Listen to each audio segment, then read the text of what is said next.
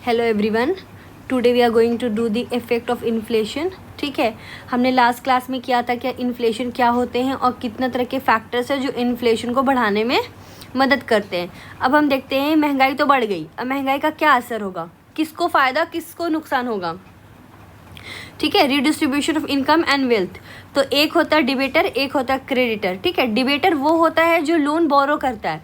For example आप debater हो गए और आपका दोस्त क्या हो गया, क्रेडिटर।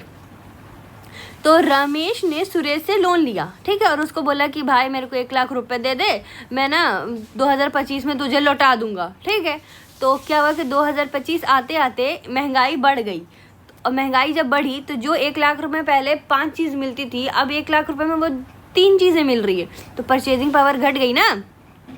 तो जिसने लोन दिया था कौन था, वो सुरेश था, वो क्रेडिटर था, तो वो तो फिर नुकसान में जाएगा, इसका तो फ़ायदा ही होगा क्योंकि इसने तो वैल्यू कम लौटाई डिबेटर ने। तो आप इसको ऐसे याद रख सकते हैं, डिबेटर इज गेनर, कैसे दे भाई और दे हमको, तो ये इसका प्रॉफिट हुआ, एंड क्रेडिटर इसी ये लूज़ हो गया, इसका क्रेडिट गया। तो आप ऐसे याद कर सकते हैं, मेरा क्रेडिट तो भाई ख़त्म हो गया।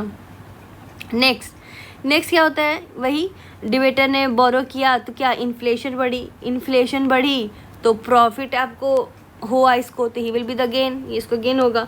नेक्स्ट आते हैं प्रोड्यूसर एंड कंज्यूमर। तो प्रोड्यूसर कौन होते हैं, जो चीज़ें बनाते हैं। फॉर एग्जाम्पल ये आप चीज़ें बेचते हैं। फॉर एग्जाम्पल इन्फ्लेशन बढ़ने से क्या हो गया, जो वीट की प्राइस 20 रुपये थी आज 30 रुपये मिल रही है, तो जो प्रोड्यूस कर रहा है उसके पॉकेट में 10 रुपये तो एक्स्ट्रा जा रहा है, तो प्रोड्यूसर कौन होगा, प्रॉफिट में होगा।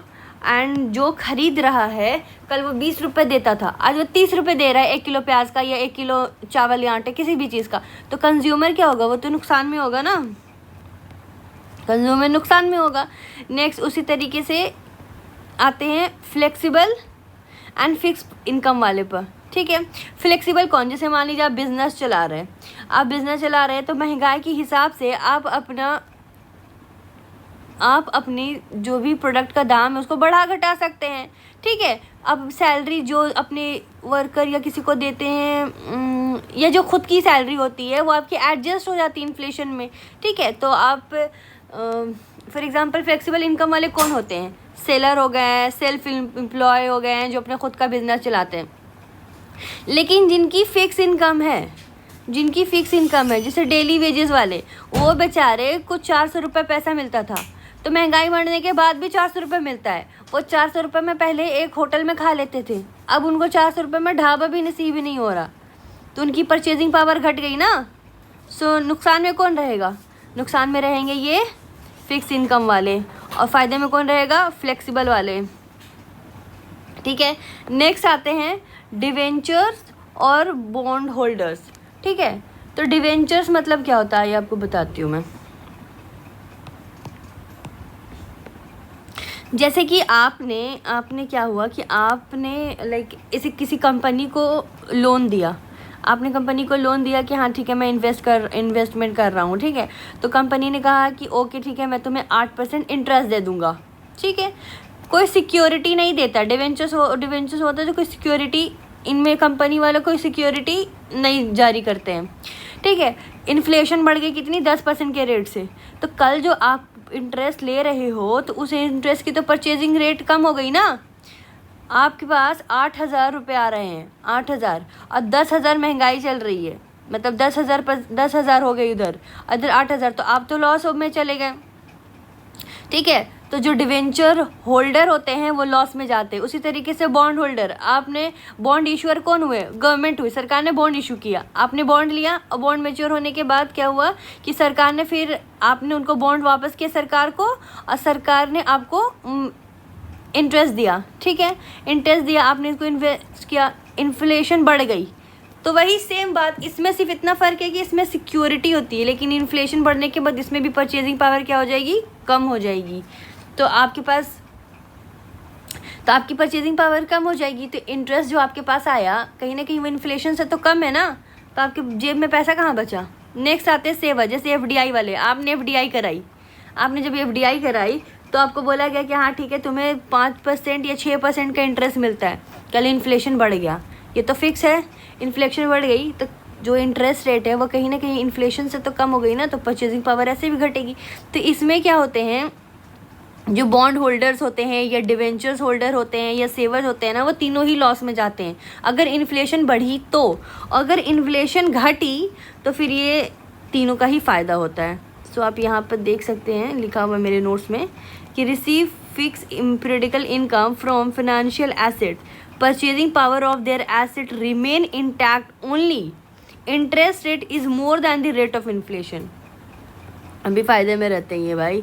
नेक्स्ट आते हैं वही फैक्ट क्या आप याद रख लीजिए, बॉन्ड इशू जो करेगा सरकार हो गई या कंपनी तो फ़ायदा में होगी, क्योंकि इन्फ्लेशन बढ़ गया तो कहीं ना कहीं वो तो कम इंटरेस्ट पे कर रहे हैं ना, तो वो गेन रहेंगे। बॉन्ड होल्डर जो हम जैसे लोग हैं बेचारे, हमेशा हम ही भुगतना होता है, हम इसमें नुकसान में रहेंगे। इसीलिए अब क्या आया है, अब आया है inflation index bond. Inflation index bond क्या होता है, जो चीज़ नॉर्मल बॉन्ड नहीं टैकल करती है वो इन्फ्लेशन इंडेक्स बॉन्ड करती है। कैसे करती है, जैसे नॉर्मल जो बॉन्ड होती है ना वो कंपनसेट नहीं करती है इन्फ्लेशन के अकॉर्डिंग, वो जितना फिक्स उतना देती है। भाई महंगाई बढ़े घटे मुझे कोई फ़र्क नहीं, ठीक है, तुम लॉस में जाओ प्रॉफिट में जाओ मुझे कोई फ़र्क नहीं। ये क्या करती है, ये कंपनसेट करती है। आप एग्जाम्पल के साथ समझिए, एग्जाम्पल के साथ ये समझिए कि अगर इन्फ्लेशन 6% बढ़ गया, ठीक है, 6% बढ़ गया तो ये उसी अकॉर्डिंग एडजस्ट कर देगी आपके इंटरेस्ट रेट को, ठीक है। नेक्स्ट आते हैं इक्विटी होल्डर। इक्विटी होल्डर्स का क्या होता है, इन्फ्लेशन महंगाई होती है तो इनका प्रॉफिट होता है। आते बताते कैसे, जैसे मान लीजिए आपने किसी कंपनी में, क्या हुआ ना कि आप किसी कंपनी में शेयर है आपकी कंपनी में, ठीक है, तो इन्फ्लेशन बढ़ेगी तो जो कंपनी का गुड्स है, कंपनी की गुड्स की प्राइसेस भी बढ़ेगी।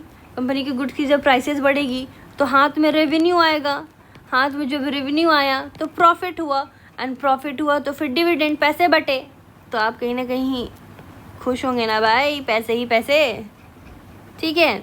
नेक्स्ट आते हैं आपको effect on production on consumption पर किस तरीके का इफेक्ट आएगा। हमने एक इफेक्ट तो देखा, एक इफेक्ट हमने देखा आपको रीडिस्ट्रीब्यूशन, दूसरा इफेक्ट देखते हैं प्रोडक्शन कंजम्पशन पर क्या आती है।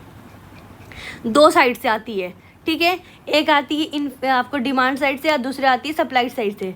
तो अब मान लीजिए कि इन्फ्लेशन हो गया, इन्फ्लेशन महंगाई बढ़ गई तो प्राइस भी बढ़ गया, प्राइस बढ़ा तो लोग कम खरीदेंगे, लोग कम खरीदेंगे तो डिमांड भी तो घट जाएगी, डिमांड जब घट जाएगी तो उस चीज़ की प्रोडक्शन भी कम हो जाएगा मार्केट में, गुड एंड सर्विसेज वगैरह की डिमांड घट गई तो प्रोडक्शन मार्केट में वो चीज़ कम बिकेगी ना, और कम बनेगी भी। तो इस वजह से ये डिमांड साइड जो होती है ये गिरा देती है, प्रोडक्शन भी गिर जाएगी इसमें, ठीक है। नेक्स्ट आते हैं आपको सप्लाई को लेकर। सप्लाई में क्या होता है कि रीअलोकेशन ऑफ रिसोर्सेज होते हैं, ये सप्लाई बेस्ड इफेक्ट। इसमें क्या होती है कि मान लो कुछ ऐसे गुड्स हैं वो एक्सपीरियंस करते हैं आपको प्राइस राइज, जैसे मान लो गोल्ड हो गया या रियल एस्टेट, इसमें क्या होती है ना कि प्राइसेस ज़्यादा बढ़ जाती है तो लोगों का ध्यान ना उधर ही शिफ्ट हो जाता है, तो जो दूसरा सेक्टर्स होते हैं वो लॉस में चले जाते हैं। ये होती है आपको सप्लाई में। अभी तक एक छोटा सा एग्जांपल और समझिए, मान लीजिए अगर फूड इन्फ्लेशन हुआ, ठीक है, तो फूड इन्फ्लेशन ज़्यादा हो गया तो फार्मर ज़्यादा इन्वेस्ट करेंगे फूड की तरफ, तो जो दूसरा सेक्टर हो ना वो ऑटोमेटिकली नेग्लेक्ट हो जाएगा। ये सेकेंड आपको इफेक्ट है जो देखी जाती है महंगाई बढ़ने के बाद।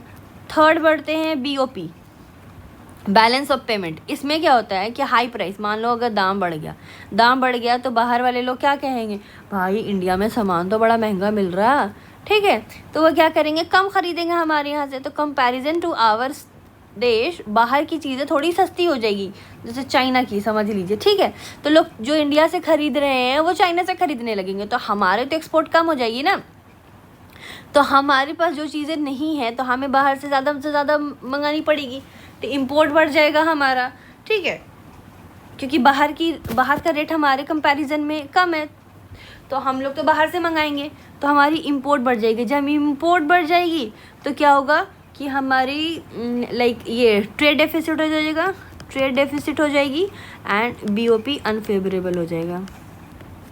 बीओपी अनफेवरेबल हो जाएगा, इसका मतलब कि हमारे पास हम अपनी वहाँ हमारे पास हमारी ही पैसे जो हैं फॉरेन एक्सचेंज जो है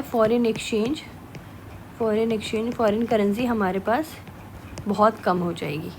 ठीक है, नेक्स्ट आते हैं एक्सचेंज रेट। एक्सचेंज रेट देखिए, इसमें क्या होता है कि अगर आप ज़्यादा इंपोर्ट कर रहे हैं, बाहर से ज़्यादा सामान मंगा रहे हैं, ठीक है, बहुत सारी कंपनी है, सबको बाहर से ज़्यादा सामान मंगानी है और आप बाहर कम भेज रहे हैं, ठीक है, तो हमारे पास क्या होगा कि हमें बाहर से मंगाने के लिए हमें डॉलर चाहिए होगा।